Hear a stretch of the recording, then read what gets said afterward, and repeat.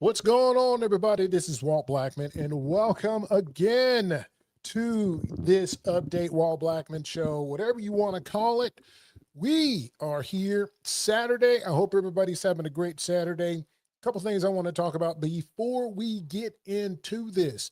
You can go and check this out at the following areas. I put it on the top of the screen there. You can follow on my Twitter. You can follow on my X. You can follow on just about any platform that you go to, YouTube. You can do all that and make sure that you share, like, and follow. Before we really get into it, also, I want to give a special hats off to our men and women in uniform. Thank you for what you do. Our prayers are with you, and we are praying that you get back soon. Got to make sure our folks in uniform are taken care of. So we want to make sure we give them a shout out. Now, let's get to it. There are some things that we're going to talk about tonight, and it is also AMA Ask Me Anything. And the reason why we are going to do that, and of course, I want to bring up some other things for you tonight, is because some folks asked me about it. And what that is affordable housing. Not a lot of people can afford a house, and I got it. It's hard for people to get into a house these days. I wanted to talk about that because, it's just insane how much houses are costing these days. We're talking about interest rates. We're talking about just, in general, why can't folks get into some of these houses? So we're going to be talking about that. We're also going to be talking about a little bit of school choice and why I am in favor of school choice and why it's important that we're able to keep that. And what I have to show you a little later on, it'll probably change your mind when we're talking about school choice and uh, yeah, I found I found a book that when I was in office last time we were working on this school choice deal of why I think that you just need to listen to that. Now, let's get into it. Let's talk about, are Americans and Arizonans, are we falling behind the American dream? Now, we have to look at it in a couple of ways. Now, American families are not failing. I'll tell you that. The cost of living is failing American families. People are working longer hours and sometimes taking second jobs. But housing, groceries, childcare, insurance, healthcare continues to consume more of everyday Arizonans and Americans' paychecks. A new home will cost more than 400 grand. To be exact, 410 grand. Mortgage rates have risen to above 6%, and nearly half of Americans, adults, don't have enough savings to cover 3 months of expenses. Now, that means that one medical emergency, major car repair, or missed paycheck could pass hardworking families into debt. The American dream should not require 2 or 3 jobs to survive.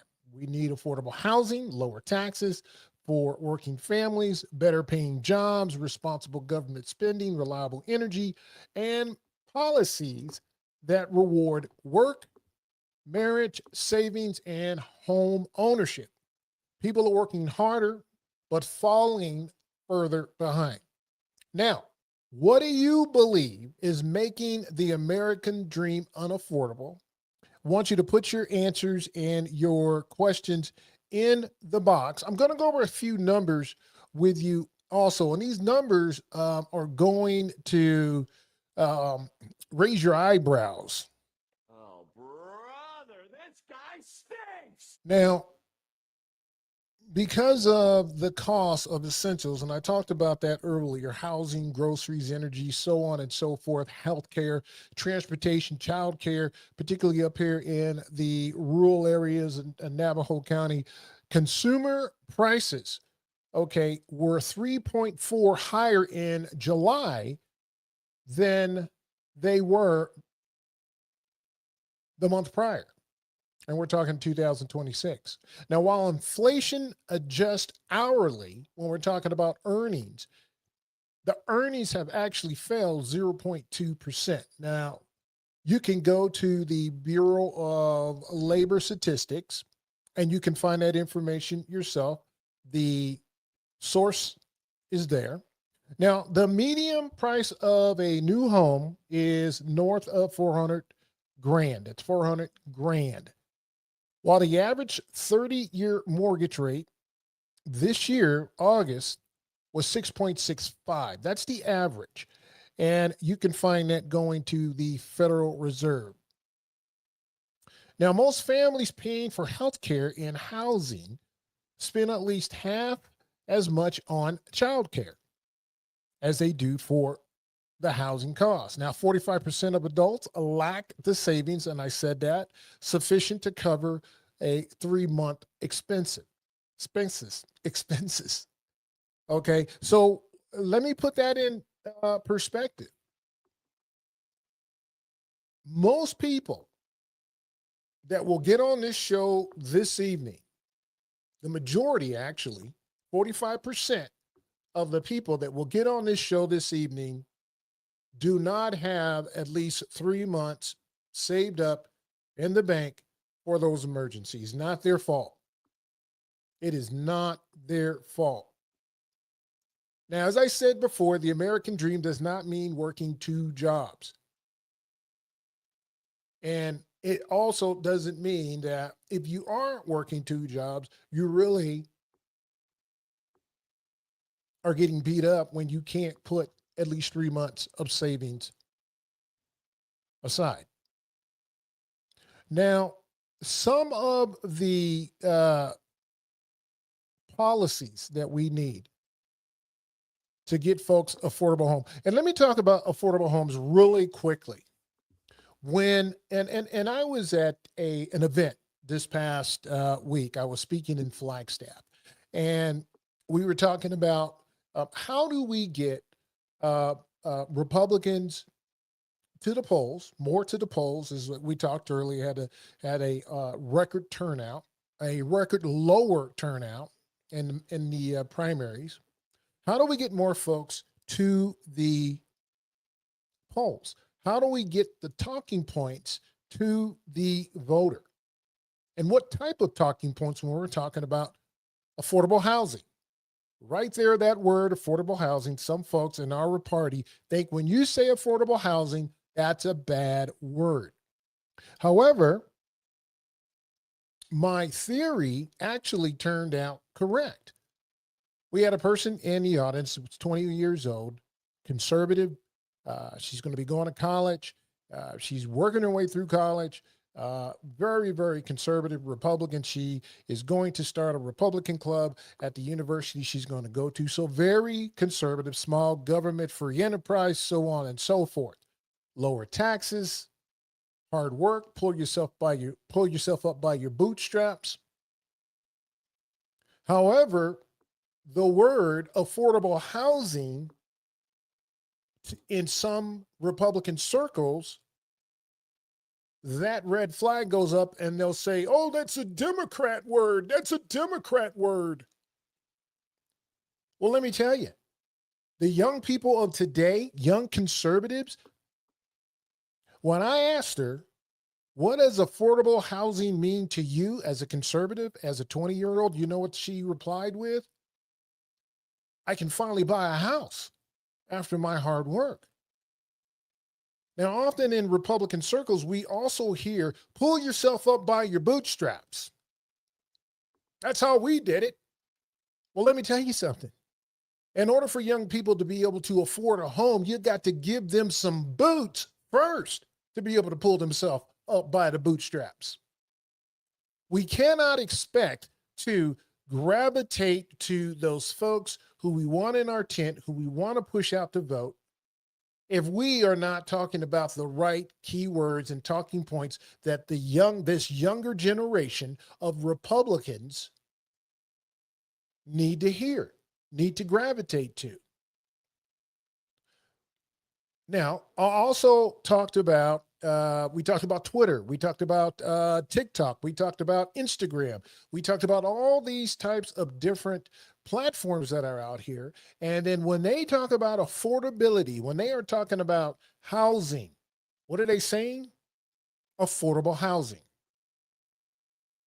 a livable wage, a organization that will, or a policy that will help young folks that are making six figures, that are conservative, that are not giving them the opportunity to buy a home.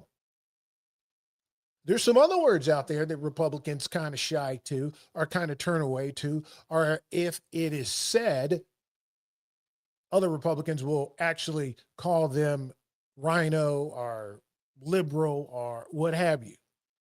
But I will tell you, the data says that these words, these key words, are gravitating to the younger voters who are conservative. Starter homes, reduce permitting, delay in fees, providing a down payment with closing costs assistance, creating a match home savings account, offering target mortgages with rate assistance, protecting young homeowners from sudden property tax. The list goes on and on and on and on. But these key words are words that in some Republican circles, when you say those words actually spin up a group of people who already have their boots, who already have their homes, and say, you know what?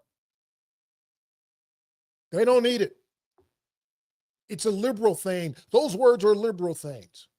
I will tell you, out of the mouth of a strong conservative who is 20 years old, who actually wants to start a Charlie Kirk organization at the university she's going to,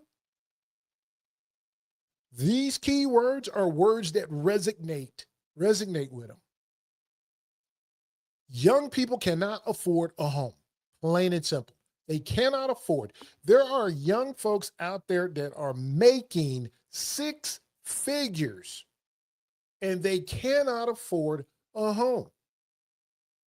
Some of the apartments, some of the rental apartments are over $2,000 a month. That's more than my mortgage. Now think about if a young person is making $6,000 a month. Now that's exceptional for some. So let's forget about the exception or the exception. Let's talk about the normal. The normal or average salary for a young person that is getting or graduating out of college is like $70,000, $80,000 a year. That's the average.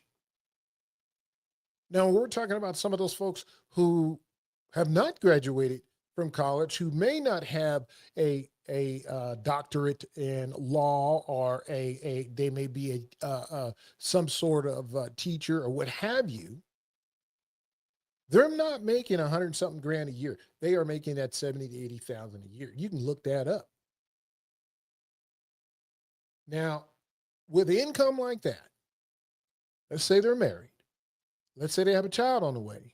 $70,000 is nothing in today's economy. It's nothing. Now, I know there's probably some folks that will probably see this, are probably shaking their head, are probably saying, well, they need to, again, pull themselves up by the bootstraps. We got to give them some boots. We have to give them a reason to say, you know what? I want to be a conservative. I want to be a Republican. I want to get out and vote Republican. We have to give them a reason. We have to talk to them and show them through policy that the Republican Party, number one, has a sound plan that will give you the resources to make sure that you can obtain the American dream. Now, when I say give you, I'm not just talking about hand it over. For example, let's talk about home buying assistance. There needs to be an income and credit qualification. You can't roll in there making $400 a month thinking that you can get some sort of assistance. It doesn't work that way. We're talking about hard working people needing to buy a home. The average age to buy a home right now is 30 years old. 30 years old. I think it may be higher. 30 years old. And guess what? There is an issue with that. Now, 47 old Taurus 5 has a great, let me put that up, has a great statement here. Starter homes often do not pencil out the sum of the red tape. Delays, fees can cost more per unit than on a large home, leaving too little margin to build affordable housing. That's something that we can fix in the legislature. If you hear my dog, this is my dog back there again. But that's something, however, that's something that we can fix in the legislature.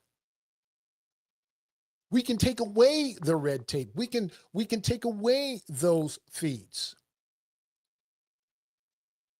to ensure that not only the builder is going to be able to make a profit, that home buyer, that brand new home buyer is going to be able to make a profit. Now, let's talk about also some older folks. They can't buy a home.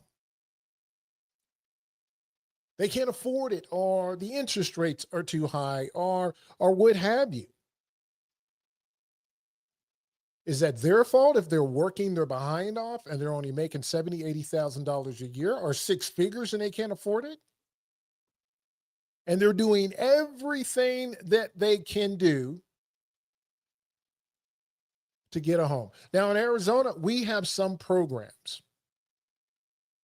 Now, some of the programs that families can actually use right now in Arizona is called the Arizona is Home Program, and it offers qualifying buyers earning up to 120% of the area median income down payment assistance through a silent second mortgage.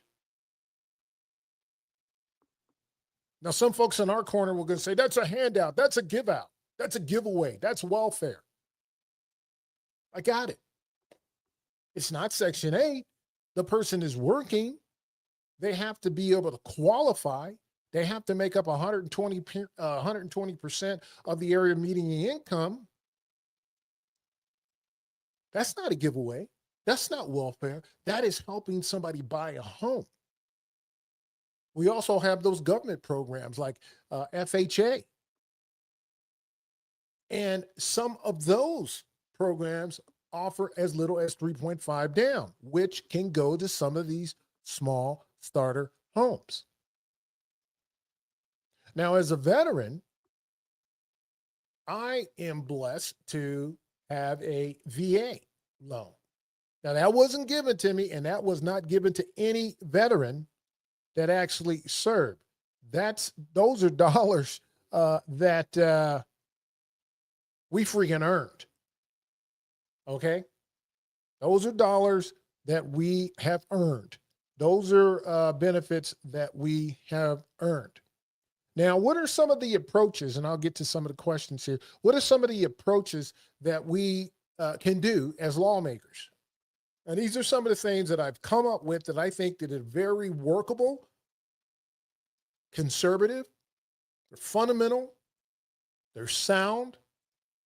Now, when we're talking about build more starter homes, I like what was said here by 45 Taurus 5. Encourage smaller single-family homes, townhomes, duplexes, modular homes, and manufacture housing, not only large and expensive developments. You drive around some of these neighborhoods, or you drive around some places in Mesa or what have you, there are these large homes that a lot of folks can't afford. And I got that. That's okay. Folks who've worked their whole life, if that's what they want to buy, that's good. That's the American dream. However, we have too many of those in our inventory. Not everyone can afford one of those big houses. Example, I was able to buy a nice home for my family when I retired. Nice size, comfortable. However, 20 years ago, I couldn't have done that.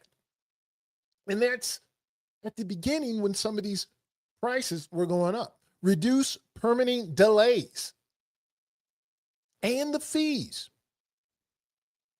So we need to establish firm approval deadlines and reduce or defer impact fees for owner-occupied starter homes. Again, that is a way forward for younger people or people who are priced out of homes to be able to provide down payment and closing cost assistance. Now, again, there are some people that say, oh, you can't do that. They get all upset and they're saying, all kind of crazy. That's the left. That's the left. That's the left. You know what? That's bullshit when it's said that. And excuse my language. If a person is working, they are making six figures, or they're making $70,000, $80,000 a year, and they're paying for healthcare, they're paying for insurance, they're paying for groceries, they're paying for gas, they're paying for all these other things, which have in fact increased. Why not give them a hand with down payment assistance in closing cost? You know why a lot of veterans are able to buy homes? Because of that right there. And it works. There are veterans who buy a home because, let's face it, when you get out of the military, either when you retire or you ETS, enlistment time served, or you resign your commission, you don't have a lot of money. And it's hard to save your dimes when you're making about $1,700 or $2,000 a month. It is. And you have a family to support, and you're trying to put kids through school, so on and so forth. So what the Veterans Administration have done, they've done the research, and it works when we're talking about home loans. You don't have a lot of money to start. So what do they do? They say, okay, let's do a down payment assistance. Let's take care of the closing costs. And it doesn't mean put it on the back end. It doesn't mean giving them a higher interest rate. What it does is giving them an opportunity to get their foot in the door to buy the home. Why don't we do that as Republicans? Why don't we offer anything like that? We could win the day, and with that, we could get more folks to the polls if we actually do that, because a person is going to say, even a person who is independent, maybe center left, will say, hey, you know what? I've been trying to buy a home for years, and this party is actually going to help me buy a home. They're going to actually follow through with that. But we don't do that. You know why we don't do that? Because it sounds liberal. It sounds liberal. Think about it. We will not help not only conservatives, Republicans, we will not help everyday hardworking Americans do stuff like this when we're the majority, because it sounds liberal. Think about that. That's ridiculous. That's ridiculous, especially if a person is making six figures. That is ridiculous. Create matched home savings account. Now, every dollar a young family saves, the state, employer, or nonprofit could provide a limited match. Again, somebody will say that's a social welfare program. It's a liberal talking point. No, it is. It's a common sense step to get people in homes, to get people out of rental. When rentals are like $3-4 grand a month, but we can put them in a home for cheaper. In a home that is comfortable, like a starter home or a smaller home, or a home that fits them. protect young homeowners. Now, this is for those young folks from sudden property tax increases. It'll create a temporary first home property tax credit or limited assessment increasing during the first several years of ownership. Now, some people will probably say, well, you know, when your property taxes are going up, they should be able to save. What you don't know is that boards of supervisors, they can increase your property taxes up to 3% without sending it out for a mandated vote.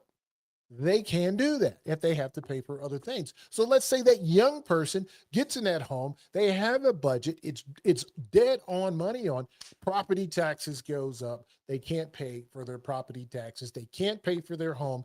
Then they fall behind. The bank is looking for them, turns into foreclosure. They lose their home. It costs more taxpayer dollars. And then we got to turn around and give that young person, that family, or that person that's first buying a home, welfare assistance,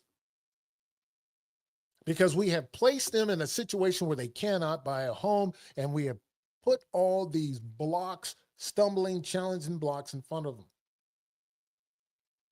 There is nothing wrong with giving a person a hand, particularly in these hard economic times.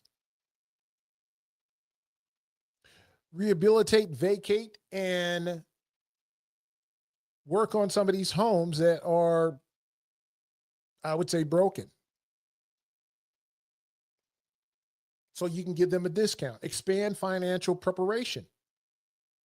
That's not giving anybody anything. What that does is provide fees or provides free credit, counseling, mortgage education, and matched debt reduction programs without steering a family into a loan they cannot sustain.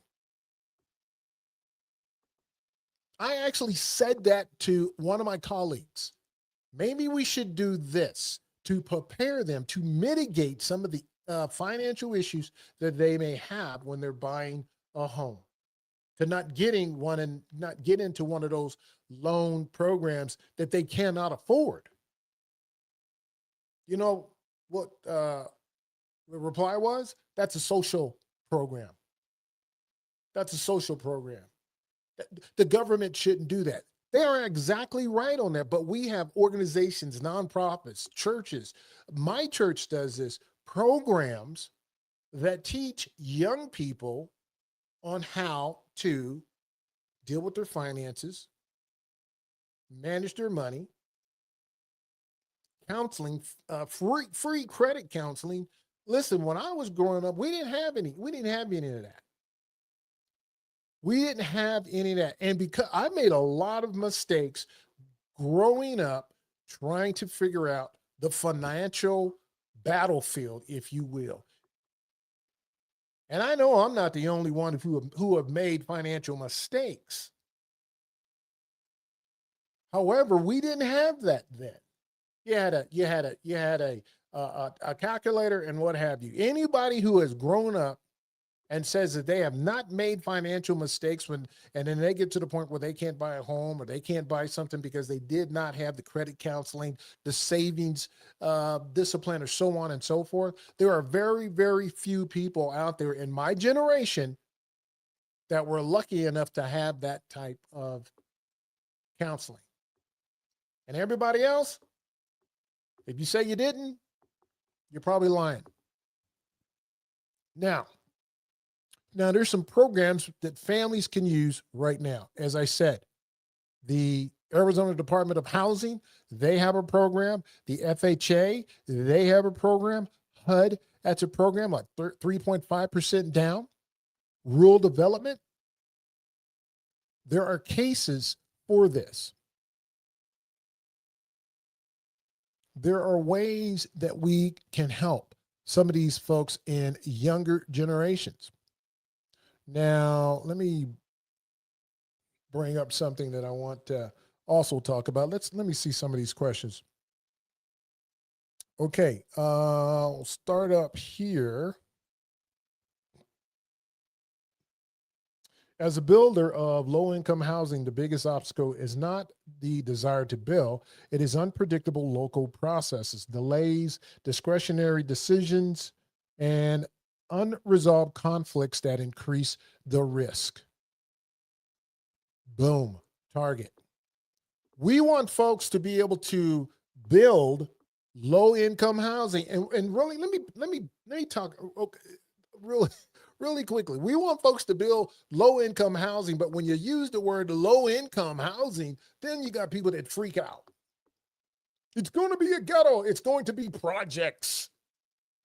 And you got a person who builds those homes. And guess what? I've seen them. They're nice homes. They are starter homes. And those folks who have bought a starter home, you know what that is? That's a low income home. So when you started out some years ago, I don't know, 20 or something years ago, and you called yourself buying a starter home, that is a low income home. It is. Manufactured home. That's a low income home. So don't sit there and say, the next time one of my colleagues say, yeah, well, I bought a starter home. No, you bought a low income home. You're just calling it something else. That's all you're doing. You're calling it something else. And it's a low income home or low income housing. So let's make sure that we're being transparent with some of that stuff. As a builder, my biggest obstacle has been town and city managers abusing power in ways that delay or stop housing projects. Again, my buddy, Wilmeth, Representative Wilmeth, we were in a committee, Commerce Committee, and they were talking about affordable housing. And we had all these folks that testified and gave us every single reason in the world of why we don't need affordable housing or why the obstacles are there. And you know what he said out loud? Some people have the attitude of F them, I got mine. F them, I got mine. But you better pull yourself up by your bootstraps, but we don't want to give them boots to be able to pull themselves up. That's insane. 470 also says starter homes often do not pencil out some of the red tape. We talked about that earlier. There's a lot of red tape when these builders are trying to build. A lot of these builders, some folks think that some of these builders are speculators, or they are these companies that are just trying to get a quick buck. I've met a lot of these builders, and a lot of these builders are actually in it to help the community. Now, of course, they're going to get paid. You don't get something for nothing. But the folks that I've talked to, and this person that's on right now, that this person doesn't have to be on here putting these comments on here. However, they are. And guess what? I guarantee you that this person right here who's putting these comments up here is not just building homes to make a quick buck. They are building homes to improve communities, because they wouldn't be talking about a lot of these delays and red tapes and things like that. They seem like they want to buy, that they want to build some of these homes. Now, let's talk again why people are falling further and further behind. Then we'll wrap it up and go to this area right here. Now, when we're talking about, no, I'm not gonna beat anybody up with that. That's I don't want to do that. I don't want to do that. So, right. So when we're talking about the basic needs, okay, food has gone up 2.2%. Energy has gone up 14.1%. Shelter has gone up 1.4%. People cannot afford that. Income grew, housing and everyday prices grew faster. Now in Arizona, again, the median price, as I said, over $400,000. You want to know how much of a percentage that's an increase from 2019 to July 2026? 33.4% increase. In Phoenix, 2019 to 2024, 29% increase. In normal medium households, where the income, as I was telling you, $70,000 to $80,000, an increase of 19.9%, an increase in housing.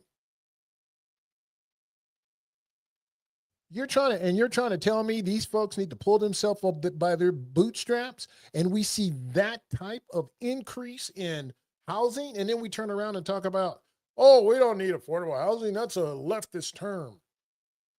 No, it is a term that needs to be addressed. And if we were smart as Republicans, we would do a better job at messaging this. We would do a better job at ensuring, and I'm not talking about giving away anything. I'm talking about people who work hard, people who have an income, retirees, people on fixed incomes, folks who have worked their whole life, folks who get up every single day and go to work, put their nose to the grindstone and work.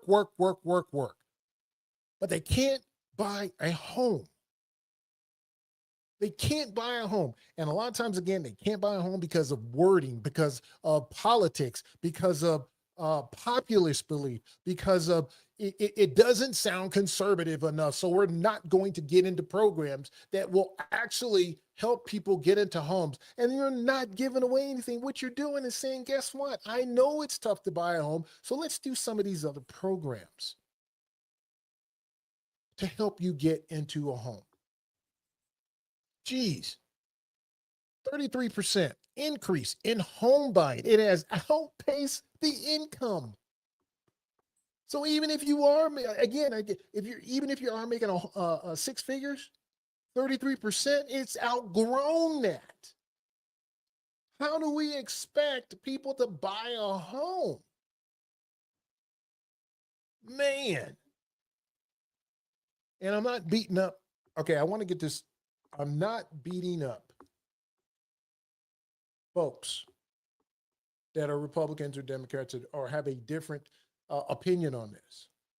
I am beating up the people who say, pull yourself up by your bootstraps when we're talking in this space, but do not provide the boots to allow somebody to pull themselves up by the bootstraps.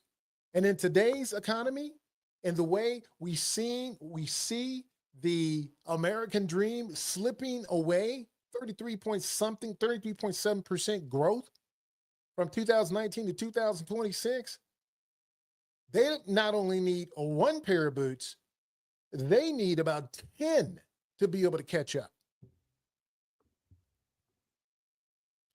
So when we're talking about counties, and I'm just going through my counties: Navajo, Gila, Coconino, and Pinal. The average income in Navajo County, $54,000. $54,000. You want to know what the average home value is to buy? Over $200,000. Do I need to say that again? The average income in Navajo County is above $54,000. To be exact, $54,606. The average home to buy in Navajo County is over $200,000.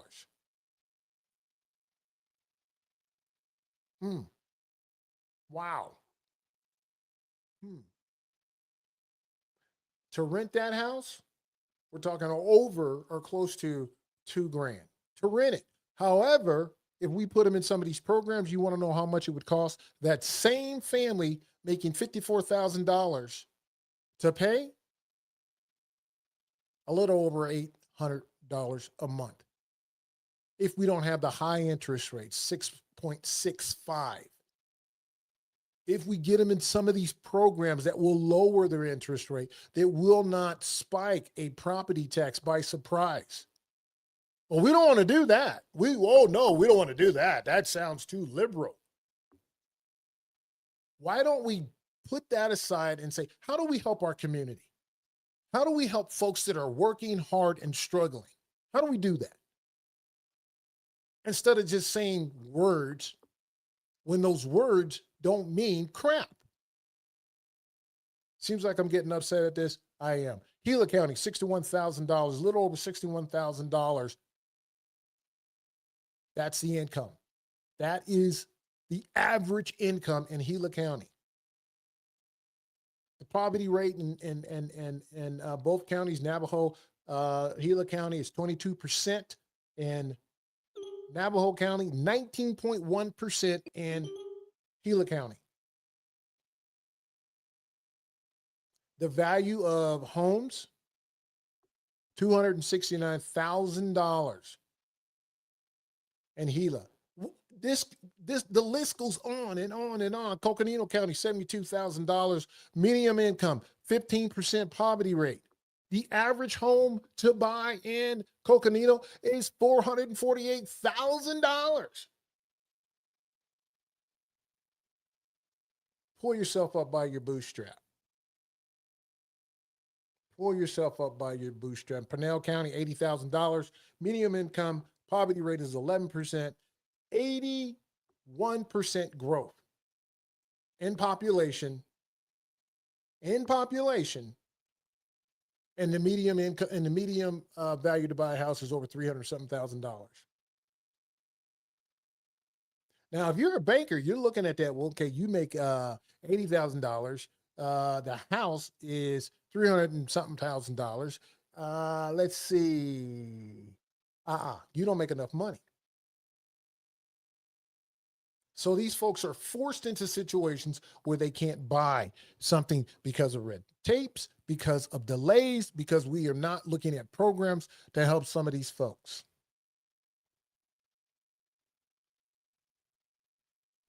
Now, here's some of the priorities that I think that we need to look at. We need to build sustainable supply. Okay. We need to legalize and spend or speed starter homes up, townhomes, duplexes, ADUs, manufacturers, modular homes, and pre-approved and have pre-approved plans where infrastructure can support them. That's what this guy was saying. Or that's what he's saying. We got it. We got red tape. We got it. But these are ways that we can do this. We need to make costs predictable. Publish impact fees, create firm permit clocks, and consider deferral or reduction for owner-occupied starter homes. What is that going to do? That's going to allow some of these builders, these contractors, to go in there and do their job without getting beat up by municipalities, by counties, and by the state. Unlock rural development. Fund water, sewer, and road and broadband capacity. Train navigators for USDA and state programs. Preserve existing homes, finance rehabilitation of aging or vacant homes, and support accessory units to get multi-generational families to be able to stay in some of these homes. Now, before folks, and then we need to measure the outcomes of all this. That's important. That's that accountability, transparency piece. But before we do this, we need to run tests on these proposals that I am looking at.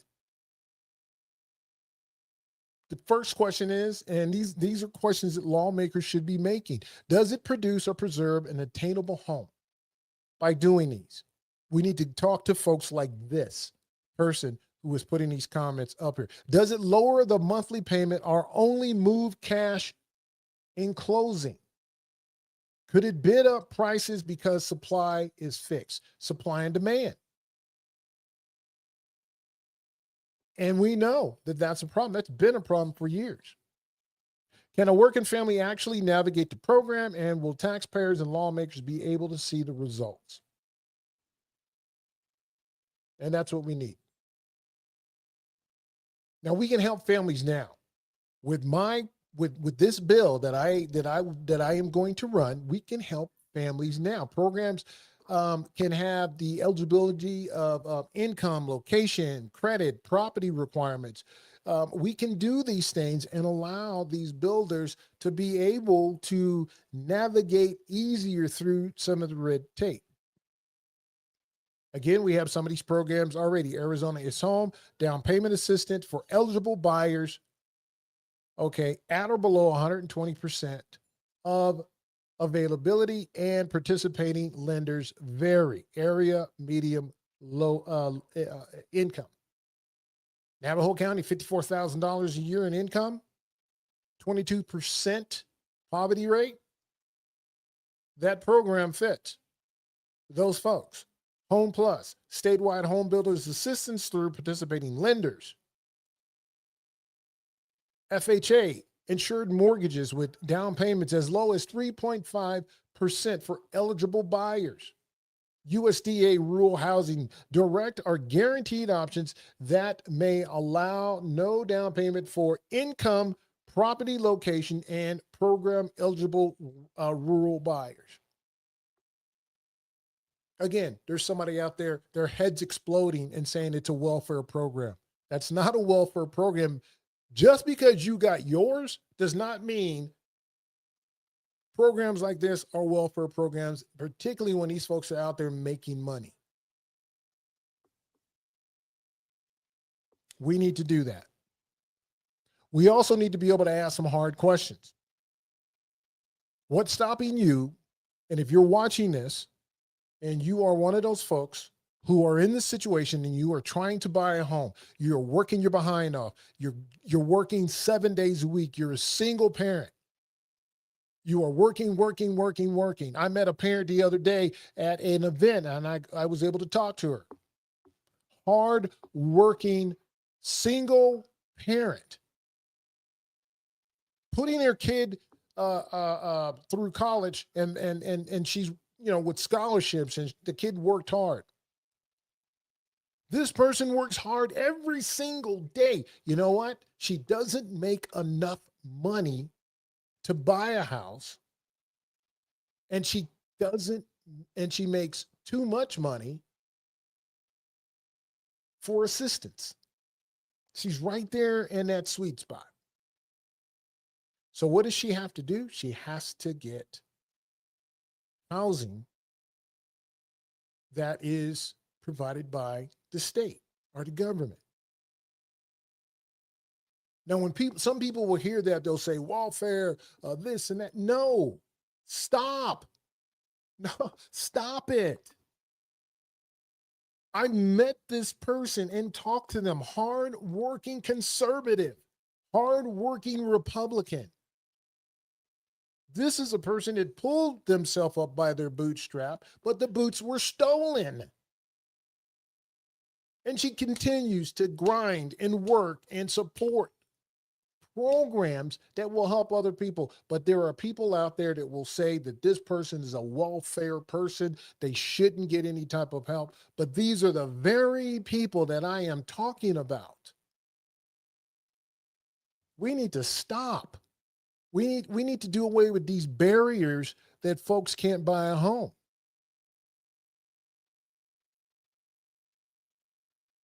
We need to do that. Now, I have put out a white paper. I'll send this out, or I'll put it on my page so you all can see it. Let's go through some of the tweets here. We have 470. Thanks for actually contributing so much. Skilled trade workers are retiring faster than new workers entering the market. It's harder to find crews and build homes affordably. Okay, that speaks to some of the programs that I was talking about, the trades, CTEs. Not every kid needs to go to college because they may not want to go to college. They may want to build homes. We need to start building our bench. We build our bench in these types of trades. It makes sense. We get more folks that are into these buildings or into these programs. They're building homes at a faster rate. We do away with a lot of the red tape. We allow these builders to build, and we allow these programs to work. Local officials still face too little accountability when they abuse power in block housing. You know what that is, partner? That is called redlining right there. Folks may say, well, what is redlining? Well, redlining is when they block people into certain areas of a neighborhood or a community, and that's block housing. Black folks call it redlining. Now white folks are calling it block housing, and it is happening to all demographics. That's what that is. Welcome to the NFL. You don't like that? I'm sorry. Let's see. Lower interest rates and tax protections are key to making home building and home ownership affordable again. Money costs too much right now. Man, this person is spot on these things.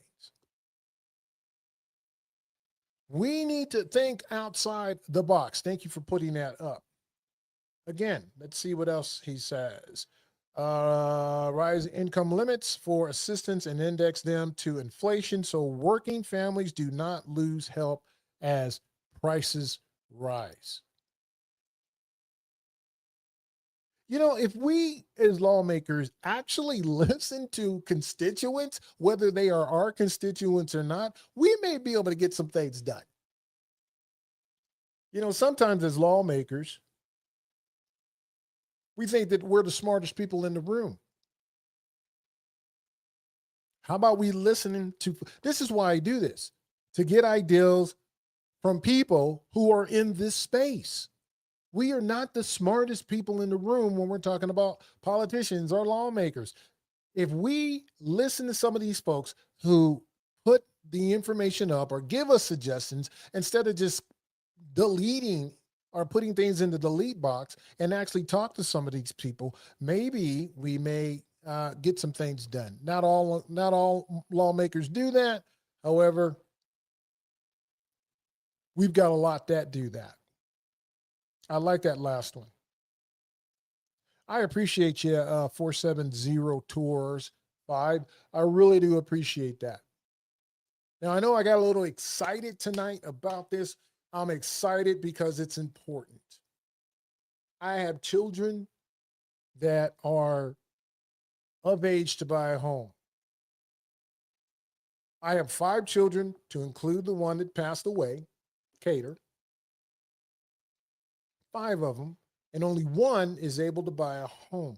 And they were able to buy that home because the home was jacked up and they went and built it because he had the income to be able to do that. Plus, he had the help of our family to be able to do those things. Now,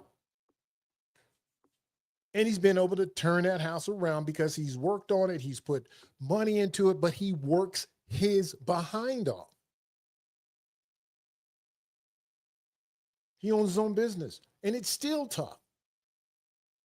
And we're talking about a kid that makes over 6 figures. And I can only talk about my kids. I can't talk about someone else's kids. I can talk about my kids and their situation. I got another kid that runs a center. He's a director, makes good money. He can't buy a home because prices are so high, and he makes good money. I mean, I'm not talking good money. He makes the type of good money. Fat pockets. I have another son. Same situation. These are hardworking kids. These are, and I'm saying my kids because I see what my kids go through. Now I have a daughter that has just started college, just started university. She wants to go into international law. That's great. That's awesome. She's going to end up being successful, making a lot of money. But guess what? If prices continue to rise, we continue to see this type of stuff, she will be priced out of a home before she even gets started. Think about that. And she is not the only one. And guess what? If you can't afford a home, guess it doesn't matter what your political beliefs are. If your pocket is only having this much in it and the home is like this, it doesn't matter if you're Republican, Democrat, independent, does not matter. So we need to move away from this political ideology bull crap when we are trying to improve our communities and put people in homes to let them keep the American dream. The American dream is buying a home. That is the last place that a person, an American, can say, you know what, I have my own piece of land. This is something that for generations, for centuries, that have been something that is pride for an American. To be able to walk outside their home and it's theirs. It's their land. They bought it. They worked for it. They're sweated over it. That is the American dream. Not buying a car, not having dogs or 2 dogs and 2 kids. The American dream is ownership. We have people that want to do this, like 470 Tours 5, who works in this industry, who want to do this. We have some lawmakers that put forth good pieces of legislation for affordable homes. But then it gets lost in the sauce. It's like eating soup with a fork. And there's always a freaking excuse of why we can't do this. And 80% of the excuse is because of the wording, affordable housing. Well, how about we do this? How about we make affordable housing be the topic again? And at the end of the day, I really don't care what you call it. As long as it's helping our community, then guess what? We are doing better. Before I close, I want to tell you a quick story. When I ran for office and I won, after I retired and I won,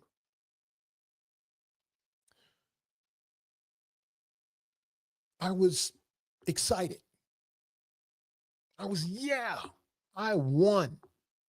I won. I put my head to the grindstone. I worked hard. No one knew me. I had no money. I had no money or anything like that. And I won. And I told my dad, Dad, I won. Can you believe it? I won a race. And you know what he told me? Are you going to be able to look at yourself in the mirror in your type of work at the end of the day? Because if you can't do that, then guess what? You're in the wrong business. If I can't move an agenda forward because of words sound like that they are liberal to help people get into homes to obtain the American dream, and if I'm in that group, I have no business being a lawmaker. None. I am in the wrong business. I need to get out and do something else because I am in the way of the American dream. So guess what? I sleep good at night. I can look at myself in the mirror. And my dad gave me some wise words, and those were wise words. I've learned a lot from my father, and that's one of the many, many things that I've learned that in this line of business, I cherish and I work for, and I try to make sure that every decision that I make when we're talking about building our community, taking care of people, giving them the boots to pull up their bootstraps by, giving people a fair opportunity who work hard, who are not looking for handouts, who generally just want a chance to succeed, a chance to obtain the American dream, and I'm going to stand in the way of that because of politics? I'm not going to do that. And if you are a politician, I don't care if you like it, I don't care what level you're at. If you're a politician and you stand in the way of the American dream, and then you get on TV or you say something, you talk about the American dream, but you are a obstacle to that American dream by policy or by politics or by wording or by ideology, then you are in the wrong damn job. You need to get out of it, put somebody in there that will do that job and help Americans get and obtain the American dream. That is what needs to happen. That is the way that I am going to go. That is how I do business. It's important that we do that. And it's also important that you know that I will not stop.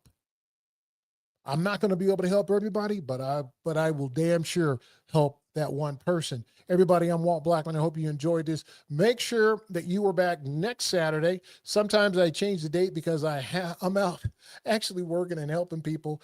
It's either Friday or Saturday, but you always have the heads up time on that. Everybody, I'm Walt Blackman.